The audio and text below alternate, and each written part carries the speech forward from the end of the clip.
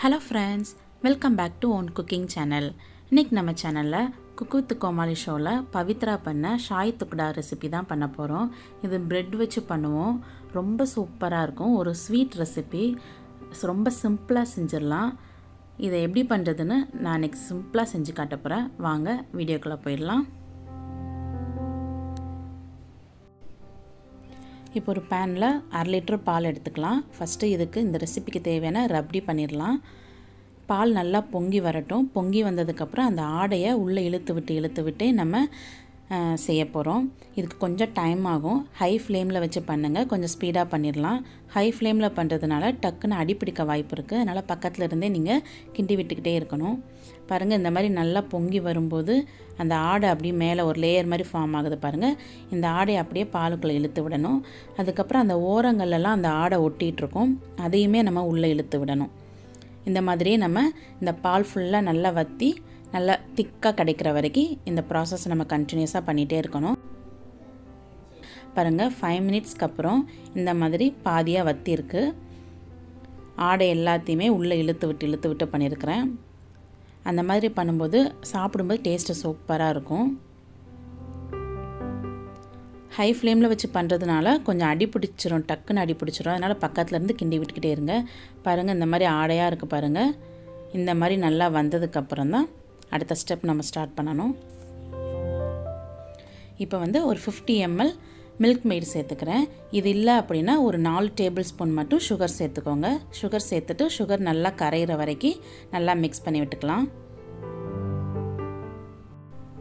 பாருங்கள், இதுதான் கரெக்டான பதம். இந்தளவுக்கு திக்காகி வரணும். இன்னும் திக்காயிட்டு அப்படின்னா ஆறுனதுக்கப்புறம் இன்னும் திக்காகும். இந்த அளவுக்கு வந்ததுக்கப்புறம் கொஞ்சமாக குங்குமப்பூ போட்டு இறக்கிக்கலாம். குங்குமப்பூ இல்லை அப்படின்னா ரோஸ் எசன்ஸ் சேர்த்துக்கோங்க. இப்போ நமக்கு ரப்டி ரெடி ஆகிட்டு இப்போ சுகர் சிரப் ரெடி பண்ணிடலாம். ஒரு பேன் வச்சுக்கோங்க. அதில் 1 கப் சுகர் சேர்த்துக்கலாம்.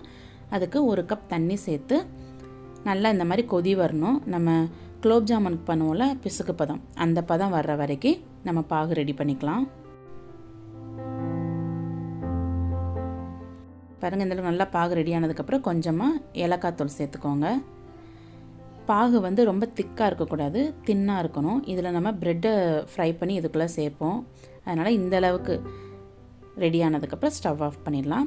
இப்போ ஒரு பேனில் கொஞ்சமாக எண்ணெய் ஊற்றிருக்கிறேன். இப்போ ப்ரெட்டை அதில் ஃப்ரை பண்ணி எடுத்துடலாம்.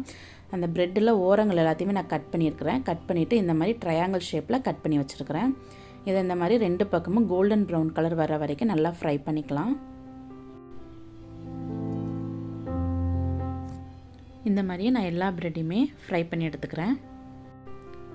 பாருங்கள், எல்லா ப்ரெட்டையுமே சூப்பராக ஃப்ரை பண்ணிட்டோம். நான் மொத்தம் 5 ப்ரெட்டு இந்த மாதிரி கட் பண்ணி ஃப்ரை பண்ணியிருக்கிறேன். அடுத்த ஸ்டெப் நம்ம ஜீனி பாகு ரெடி பண்ணியிருந்தோம்ல, அதில் இந்த ஃப்ரை பண்ண ப்ரெட்டை போட்டு இந்த மாதிரி 2 பக்கமும் ஒரு செகண்ட் மட்டும் வச்சு உடனே எடுத்துருங்க. இது ரொம்ப ஊறக்கூடாது. லைட்டாக டிப் பண்ணிவிட்டு வெளியே எடுத்துடணும். பாருங்கள், இந்த மாதிரி எல்லாத்தையுமே ரெடி பண்ணி எடுத்து வச்சிடலாம். இப்போ நமக்கு ஆல்மோஸ்ட் எல்லாமே ரெடி பண்ணிட்டோம். இப்போ நம்ம பிளேட்டிங் பண்ணிடலாம். ஒரு பிளேட்டில் நம்ம ஃப்ரை பண்ணி ஜீரா பாகில் டிப் பண்ண ப்ரெட்டை ஃபஸ்ட்டு வச்சுக்கலாம்.